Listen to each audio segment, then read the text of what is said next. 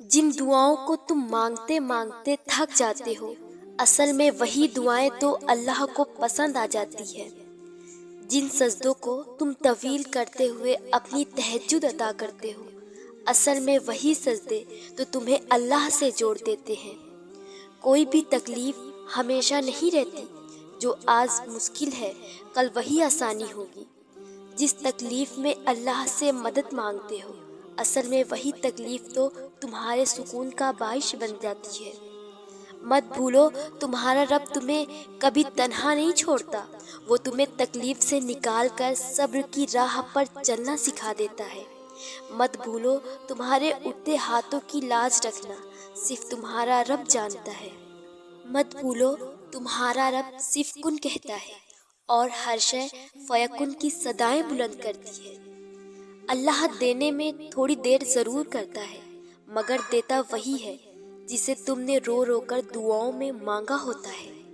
وہ تمہاری چاہت تم سے دور ضرور کرتا ہے، مگر تمہاری آزمائش کے بعد تمہیں اسی منزل تک بھی پہنچا دیتا ہے جہاں تم جانا چاہتے ہو۔ بس اللہ پر یقین رکھو، وہ تمہاری دعائیں بھی سنے گا اور تمہاری اس کے بس میں تو ایک ہی پل میں معجزہ کرنا ہے۔ تو کیوں پریشان ہو جاتے ہو جب تم اللہ کو چھوڑ کر دنیا کے پیچھے بھاگتے ہو؟ جب تم سب کو یاد رکھتے ہو مگر اللہ کو بھول جاتے ہو؟ پتہ ہے اللہ تمہیں کب بے سکون کر دیتا ہے؟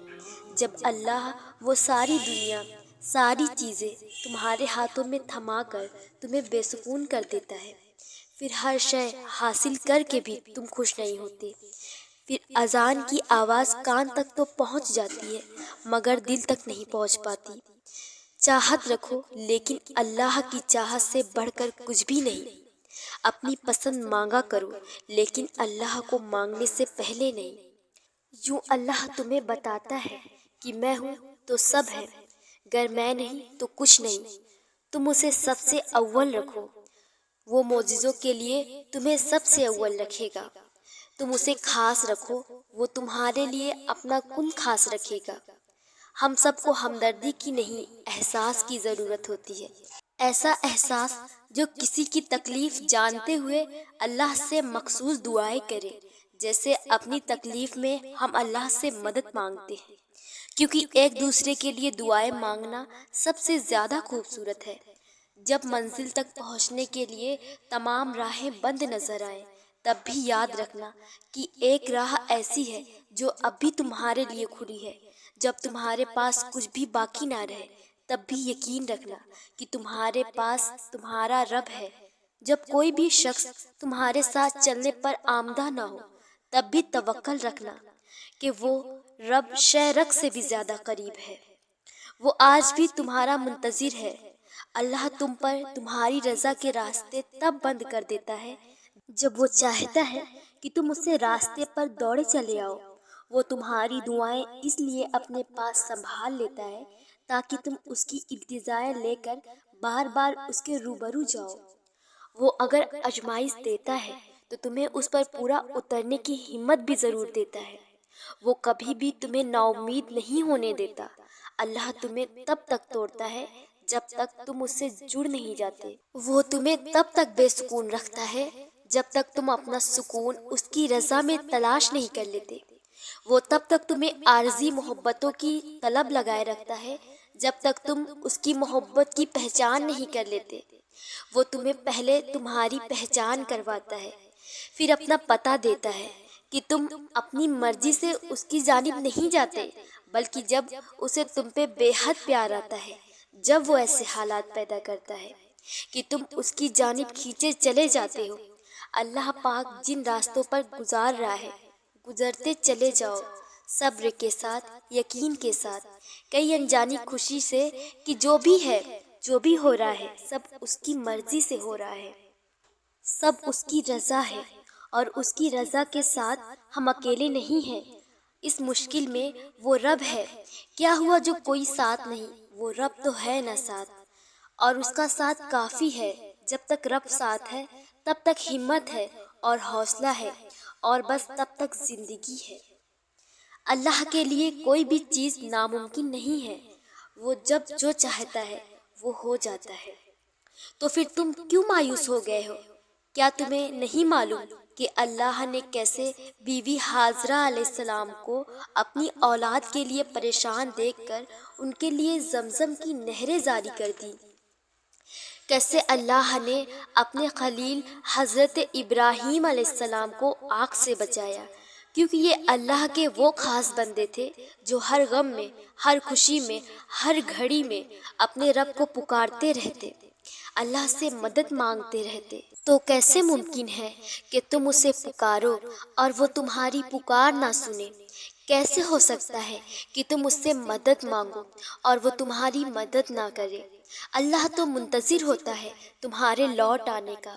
یہ تو ہم خود ہیں جو اس سے دور آ گئے ہوتے ہیں۔ یہ تو ہم خود ہوتے ہیں جنہوں نے اپنی ہی جانوں پر ظلم کیا ہے۔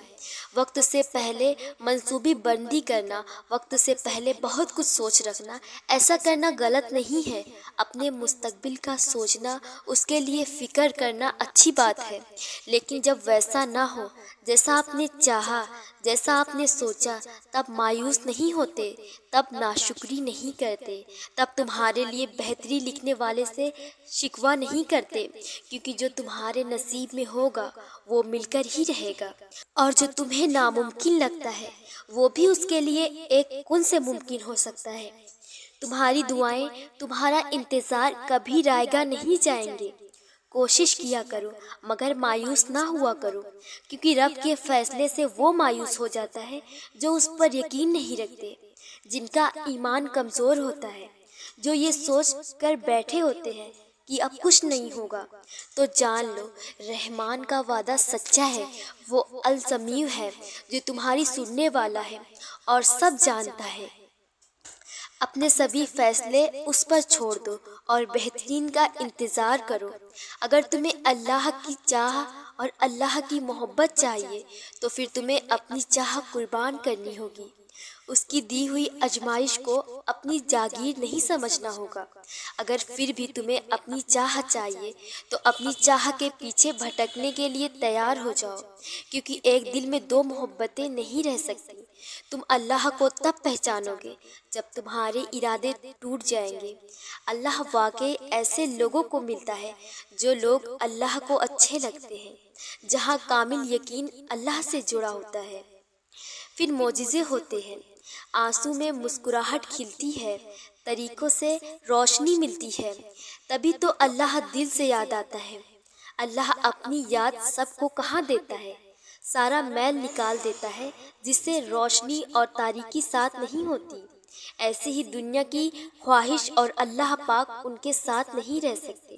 جو اللہ کو چنتا ہے اللہ اس کے لیے دنیا کو ختم نہیں کرتا، ترک نہیں کرتا، بس اس کے دل سے دنیا کی خواہش ختم کر دیتا ہے۔ یہ تو فقط ان لوگوں پر نازل ہوتے ہیں جنہیں وہ چنتا ہے، جو اسے اچھے لگتے ہیں، جن سے وہ پیار کرتا ہے، جسے وہ اپنے آپ سکھانا چاہتا ہے۔ اللہ کی محبت، اس کی مدد بہت خاص ہوتی ہے۔ جب اللہ کسی بندے کو اپنے لیے چنتا ہے تو اس کے دل سے دنیا نکال دیتا ہے، انا، خواہش سب نکال دیتا ہے۔